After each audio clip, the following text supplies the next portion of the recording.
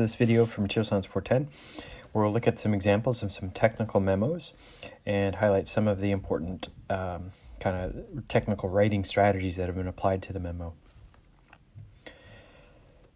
So the general structure of a technical memo will be shown in this video.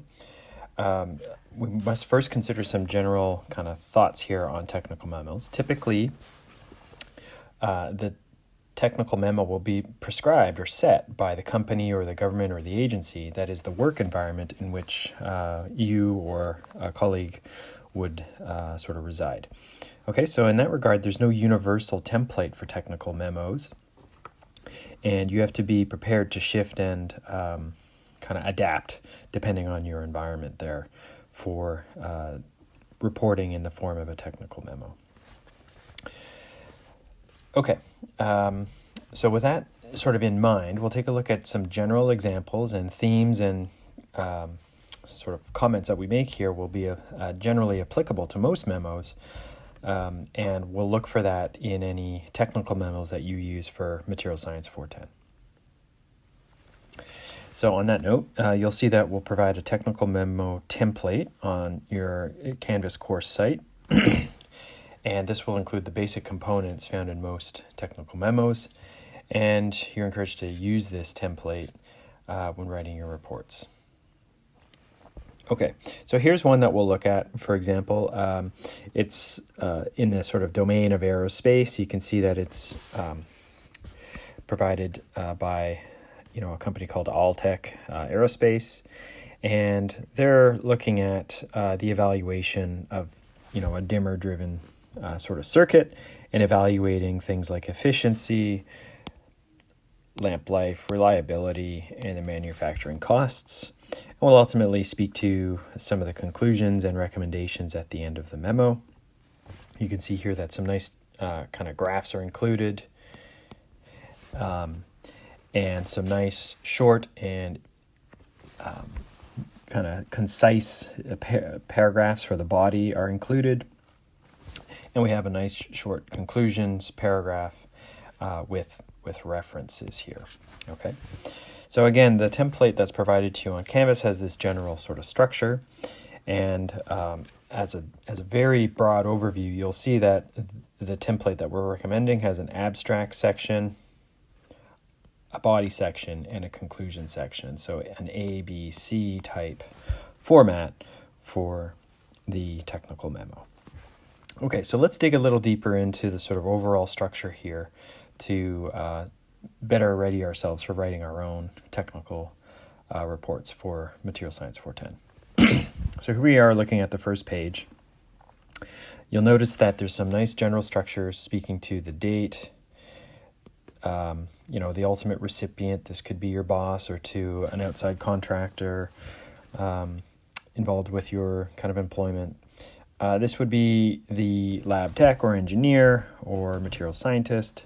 And then we have a title. So evaluation of the GAD dimmer-driven circuitry as part of the theme here for the general report.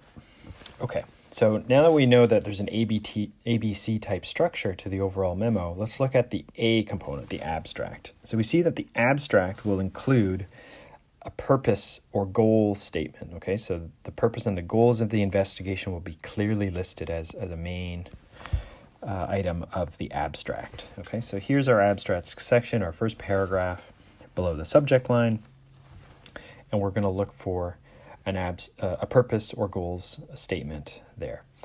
We're also going to look in that same paragraph, following that same paragraph, an outline of the main sections of the memo. Okay, so you can kind of see that outline down below in a bullet type format, speaking to that. So the abstract here has two main points, two main kind of territories. It's got a paragraph speaking to the purpose and goals, and then an outline of things that will follow in the body of the memo. Okay, so here's our purpose sentence. A parallel effort to devise a cost-effective and efficient dimmer design was undertaken by GAD. Okay, so that's our purpose sentence. Nice and strong, very concise, speaking to the main kind of parameters of the study: cost-effective, efficient, dimmer. We see those same elements reflected in the main body as outlined below. There's some additional information in this abstract that's listing the key concepts for the purpose of the investigation. So we'll see here the data which they presented to us was not relevant to the Boeing specifications. Moreover, the data could not be directly compared with previous experimental data relating to our design. So that's justifying the study. Consequently, an experiment was designed to provide a direct comparison of the two designs so that we could determine the better design for our needs.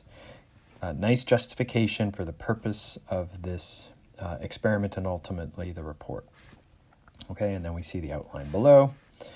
The outline is listing the sections in order in which they appear in the report, so I expect to see the efficiency sort of discussion first, followed by circuit performance, subsections within there, thereafter a lamp life kind of study and paragraph, and ultimately speaking to reliability and manufacturing costs sort of last.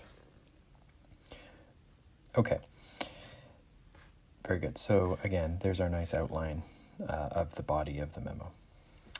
So speaking to the body of the memo now, as we scroll down to sort of the next page, we've already looked at our outline, so that's where we were a moment ago.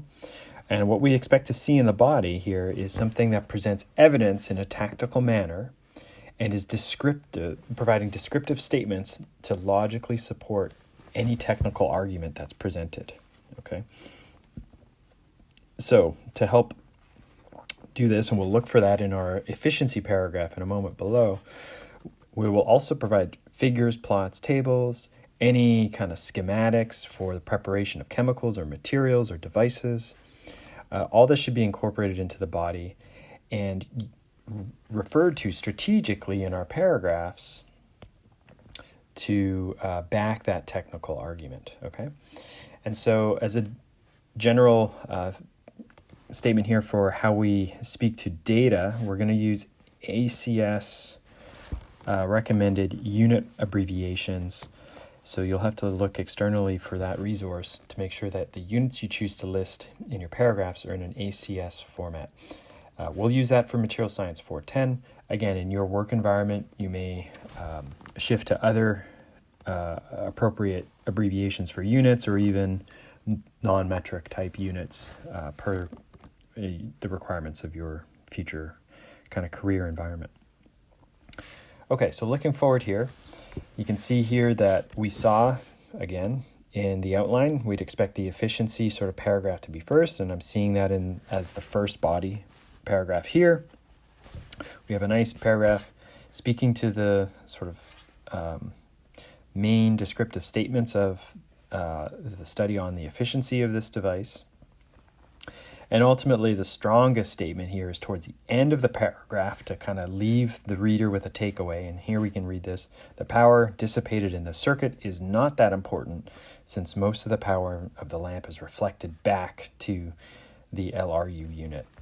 Okay, so that is a nice strong takeaway statement. It summarizes all the sort of work done to speak to the efficiency, and then we back that with a figure. Figure 1 shows the light out versus power in for each circuit. When we flip to figure 1, we can see the light output and power correlated in the graph. So power in versus light output, and there's data presented there. Notice that the graph is appropriately labeled with units and in each direction, and data is presented here according to sort of specs or what is common in relevant literature, or perhaps relevant to previous studies that were mentioned in the abstract. So again, this would be an appropriate figure guided by literature or in the format of that in publication venues or provided by a partner company. Okay, so going back, we've seen that strong statement speaking to the efficiency, and we've seen that figure 1 is backing that statement right here. So strong supporting evidence and referral to a figure or table is made there. Okay, so that's a good representation of what we expect from a body paragraph, again, in speaking to efficiency in this example.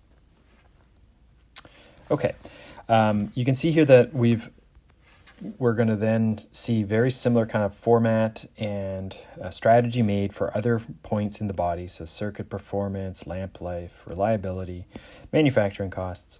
We're going to sort of skip past all that because you can expect the lessons learned on the efficiency paragraph for the body are going to apply and be used in those other sections. So we're going to just skip forward to the conclusion and towards the end of the memo here to help us be more efficient in this video. Okay, so here's our conclusion paragraph.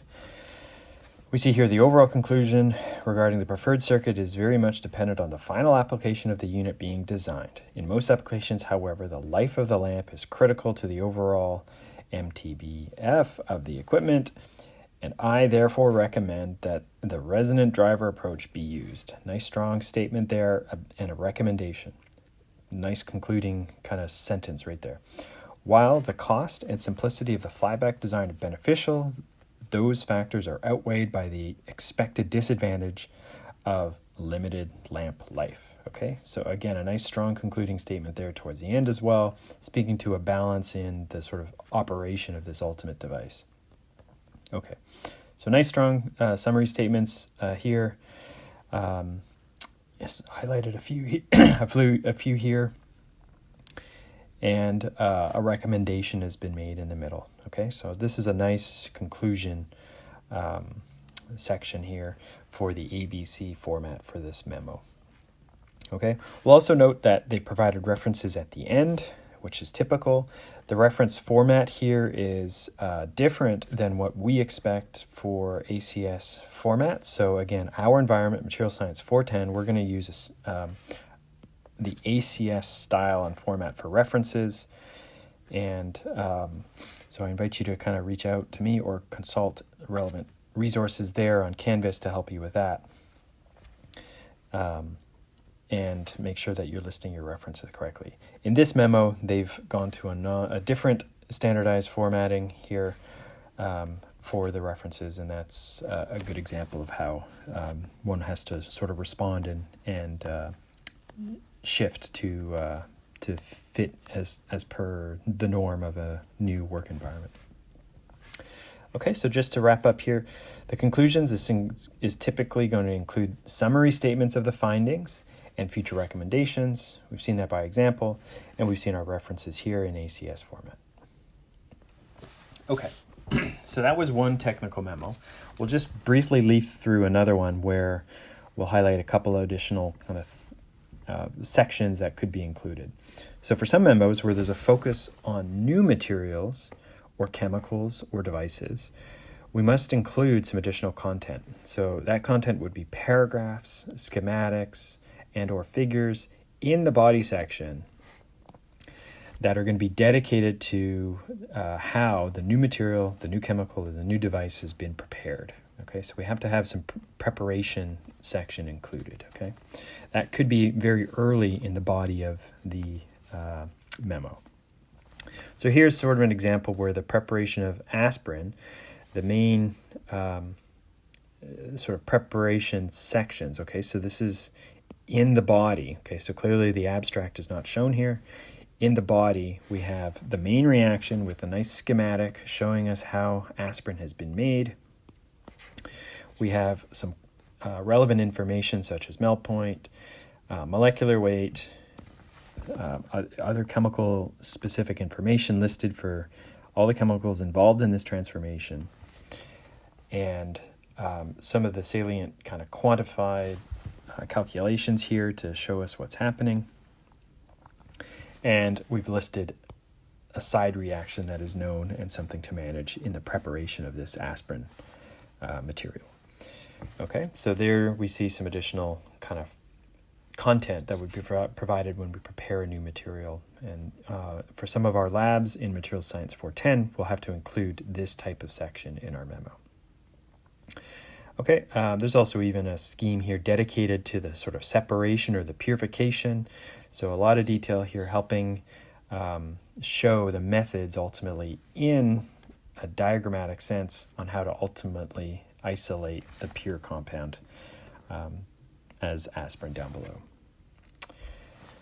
Okay, some of the follow-up sort of paragraphs that are now referred to those schematics and the details of the separation are listed here.